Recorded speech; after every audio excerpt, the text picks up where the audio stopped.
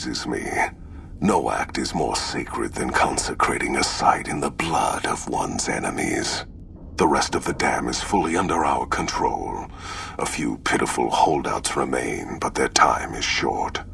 The general was the last source of concern. With their commander dead, the NCR will pull out of this region, allowing our conquest to continue westward unopposed for a time. The Legion will swell with the number of slaves we will claim from this place, and the tribute we gather will fund further campaigns. Perhaps in time I will be granted the honor of conquering the land known as California. But for now we rest. Know that your efforts are appreciated and will not go unrewarded, but we can speak of that later. For now, come.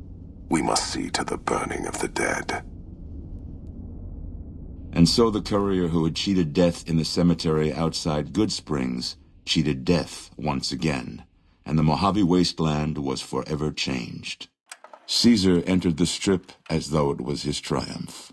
The Legion pushed the NCR out of New Vegas entirely, driving them back to the Mojave outpost.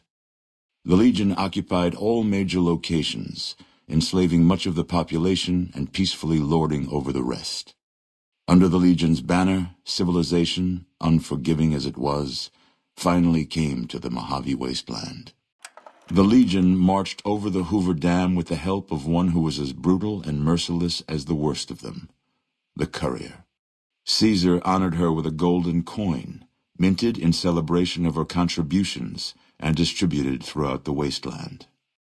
Though some supermutants in Nightkin continued to journey to the legendary Utopia, they found little trace of its existence. Some eventually found their way to Jacobstown, but many wandered off into the wastes, confused and disheartened. Without organized leadership, the remaining boomers slowly drifted away, leaving Nellis Air Force Base to be flooded by prospectors and scavengers. All of the boomers' accumulated knowledge quickly scattered, and their existence slowly faded from memory. Buried beneath tons of rubble, the Mojave chapter of the Brotherhood of Steel was no more. Those few who were outside the Hidden Valley bunker when it was destroyed settled into new lives, or headed west to find a new chapter to join. The Fiends attacked Camp McCarran during the Second Battle of Hoover Dam and suffered heavy losses. Caesar, unimpressed with their performance and their dependence on chems, had them exterminated. With no clear leader to guide efforts in Freeside, the followers of the Apocalypse lost control of Old Mormon Fort to local thugs and junkies. Eventually, using the followers' remaining supplies to manufacture drugs, the Old Mormon Fort quickly devolved into little more than a junkie den. Travelers continued to stop by Goodsprings Source for water on the Long 15, but rarely would anyone venture into the ruins of Goodsprings itself.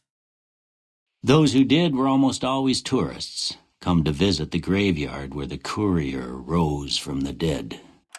As reward for their loyal service, Caesar forcibly integrated the Great Khans into the Legion. The sick and elderly were killed, the women sold as wives to ranking officers, and the tribe's identity was annihilated. Though many Great Khans mourned the death of their tribe, many more were ultimately satisfied with their revenge against NCR. With Jacobstown's leadership destroyed, the remaining supermutants and Nightkin of the West scattered across the wasteland. Jacobstown withered away, its death going unnoticed by the rest of the Mojave. Lily's long life finally came to a close in the Mojave wasteland. As the life faded from her, her last thoughts were of her grandchildren. With the king dead and most of their gang slain by the courier, the remaining kings fled the area, never to be heard from again. Despite their vigilance against potential attacks by the Legion, the citizens of Novak were no match for the courier. The motel and Dinky the dinosaur were left vacant, a rare stop at best for travelers along Highway 95. After Hoover Dam, the leaderless powder gangers at the correctional facility vanished into the wastes, leaving the prison empty. The correctional facility became another abandoned ruin in the wasteland, its carcass occasionally picked over by enterprising prospectors. With Cook dead, the powder gangers at Vault 19 fell apart. Those who weren't destroyed by the courier fled into the hills or attempted to work their way back through the Mojave wasteland. Few survived. Prim, already torn apart by powder gangers, was dealt a killing blow by the courier.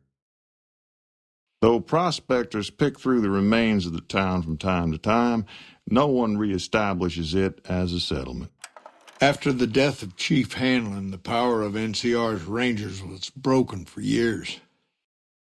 Their organization, so reliant on the wisdom and guidance of its elder members, became a shadow of what it once was to people across the wasteland. And so the courier's road came to an end, for now. In the new world of the Mojave Wasteland, fighting continued, blood was spilled, and many lived and died just as they had in the old world. Because war never changes.